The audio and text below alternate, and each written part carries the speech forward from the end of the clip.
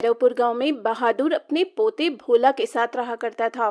लेकिन अक्ल से भोला बहुत समझदार था और वो अक्सर अपने दादा बहादुर का काम करवाया करता, जैसे खेत में गाय भैंसों के लिए चारा लाना, जंगल से लकड़ियां लाना। वो हर वक्त अपने दादा के साथ ही रहा करता। आ गया तू। आज तुझे स्कूल आने में इतना लेट क्यों हो गया? कहाँ रह गया था तू? अरे दादाजी, रास्ते में मुझे किशोर काका मिल गए थे। उन्होंने मुझे कहा कि जरा मेरी लड़कियों की गठरी घर तक पहुंचा दे। बस वही करने में लेट हो गया। अच्छा, तो तू मदद करने में लेट हो गया। चल, कोई बात नहीं। अब चलकर कपड़े बदल ले और खाना पीना खा ले। हाँ दादाजी, मैं अभी खाना पीना खा लेता हूँ। उसके बाद मैं पढ़ने बैठूंगा। और आपने कल वादा किया था कि आज आप मुझे पहाड़ी के उस पार की कहानी सुनाएंगे। हाँ हाँ, ठीक है। मुझे मेरा वादा याद है। अब चलकर खाना खा ले। भोला इतना कहकर घर के अंदर जाता है और बैग उतारकर हाथ मुंह धोकर खाना खाने बैठ जाता है। वहीं दूसरी तरफ बहादुर अपने गाय को चारा डालता है और खुद से कहता है। उस पहाड़ की कहानी तो हमेशा हमेशा के लिए लोगों के लिए अमर हो चुकी है। वहां जाना यानी मौत को गले लगाना। यह सच्ची कहानी किसी फिल्म से कम नहीं। जब भोला जिद कर रहा है तो मुझे उसके बारे में उसे बता ही देना चाहिए, ताकि उसके मन में वहां जाने का सपना भी ना आए। और मेरा भोला तो कितना समझदार है। भैरवपुर गांव के दूसरी तरफ एक घना जंगल था और उस जंगल के बीचों बीच एक ऐसी पहाड़ी थी जहां गांव वाले जाने से भी डरते थे। और उस पहाड़ी की एक अनोखी कहानी थी जिसे जानने के लिए भोला भी काफी उत्सुक था। और वो देर रात अपने दादा से उस पहाड़ी की कहानी सुनने की फिर से जिद करता है। दादाजी, इससे पहले मुझे नींद आए, मुझे उस पहाड़ी के बारे में जानना है जहां गांव वाले जाने के नाम से भी डर जाते हैं। तू भूला नहीं अब तक कहानी के बारे में? चल सो जा, कल सुना दूंगा। दादाजी, अगर मुझे उस पहाड़ी की कहानी नहीं सुनाई तो हो सकता है कि मैं खुद उस पहाड़ी पर पहुंचूं और उसके बारे में जानकर आऊं। अरे नहीं नहीं नहीं, वहां जाने की कोई जरूरत नहीं। वहां जो गया आज तक कभी लौट कर नहीं आया है। तो फिर बताइए ना, उस पहाड़ी की कहानी क्या है? और वहां जाने से लोग क्यों डरते हैं? और जाते भी हैं तो वहां से वापस क्यों नहीं आते? क्या वहां कोई जंगली जानवर रहता है या भूत प्रेत? गांव के दूसरी तरफ जो घना जंगल है, उस जंगल में जंगली जानवर तो रहते हैं। साथ ही उस घने जंगल के बीचों बीच जो पहाड़ी है, वहां एक गुफा है। और गुफा में लोगों का ऐसा कहना है कि वहां खजाना ही खजाना है, जिसकी रक्षा एक नागराज करता है। दादाजी, आज के समय में अभी आप नाग नागिन पे विश्वास करते हैं? और खजाना, यह बहुत मजाक किया था। जरूर वहां चोर लुटेरे रहते होंगे जो गांव वालों को वहां आने नहीं देते। बिल्कुल भी नहीं, यह कोई मजाक नहीं, यह सच है। गांव के लोगों ने उस नाग को कई बार जंगल में घूमते भी देखा है। वो नाग बहुत डरावना और बहुत बड़ा है। तो दादाजी, आप यह कह रहे हैं कि उस तरफ जो जंगल के बीचों बीच पहाड़ी है, वहां खजाना है और उस खजाने की रक्षा खुद नागराज जी करते हैं। और कोई उस खजाने को हासिल करने के मन से वहां जाए तो उसे नागराज निगल जाते हैं।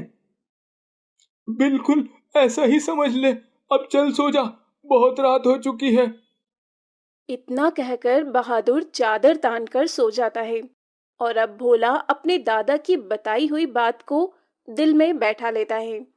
उसे पूरी रात नींद नहीं आती और वो उस कहानी के बारे में और भी जानना चाहता था। अब अगले दिन भोला स्कूल जाता है। उसका पढ़ाई लिखाई काम कहीं भी मन नहीं लग रहा था। स्कूल में टीचर बच्चों को पढ़ा रही होती है, लेकिन भोला अपने सर पर हाथ रखकर अपने दादा की बातों को दोहरा रहा होता है। तभी टीचर उसे डांटती है और कहती है, कहाँ ध्यान है भोला तुम्हारा? लगता है पढ़ाई लिखाई में मन नहीं लग रहा। सारी जिंदगी खेतों में काम करके बितानी है। जी टीचर, मैं तो ध्यान दे रहा था।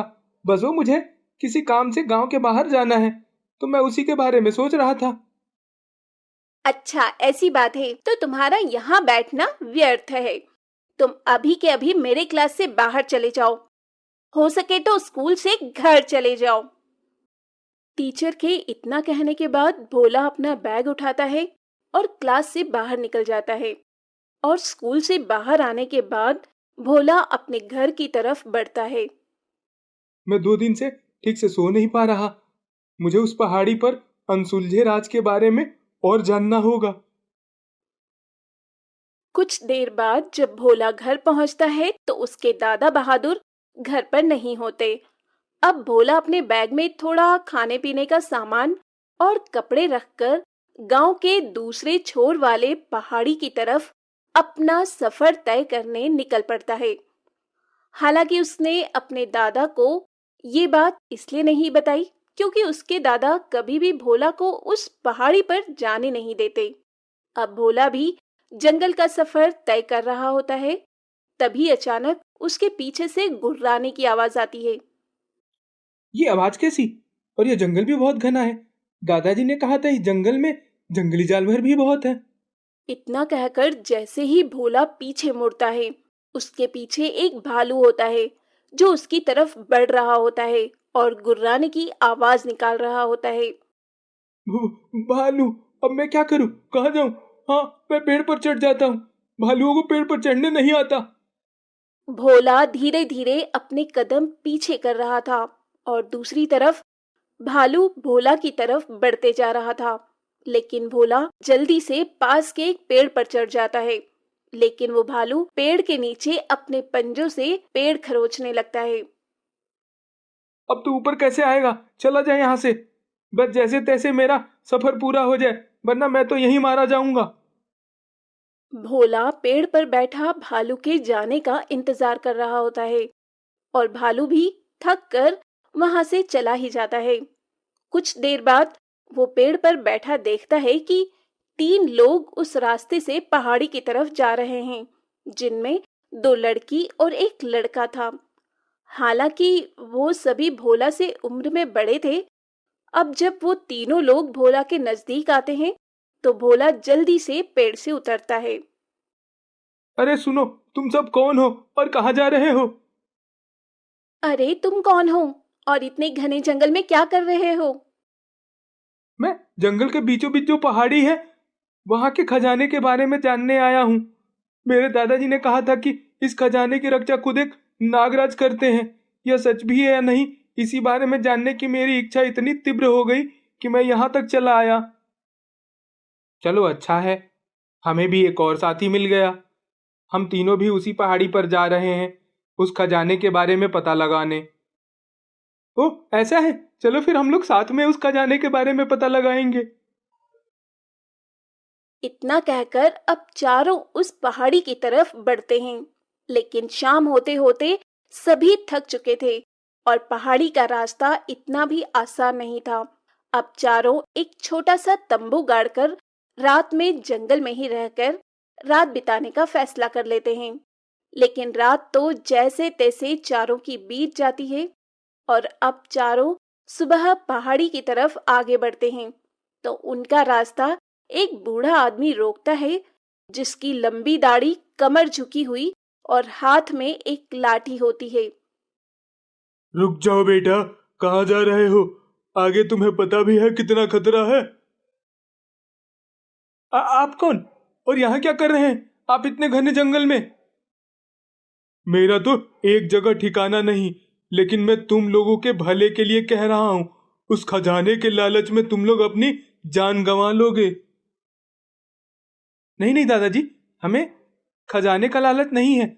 हम तो यह जानने आए हैं कि सचमुच वहां खजाना है और उसकी रक्षा खुद एक नागराज कर रहे हैं।